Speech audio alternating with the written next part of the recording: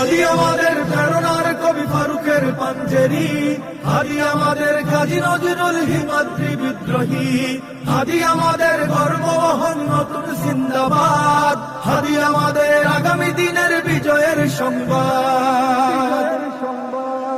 হাদি গেয়েছিল কোরআনী আয়াত বিশ্বাস ভরা বুকে, সিনায় সিনায় হকের তামিল বাতিলের সম্মুখে।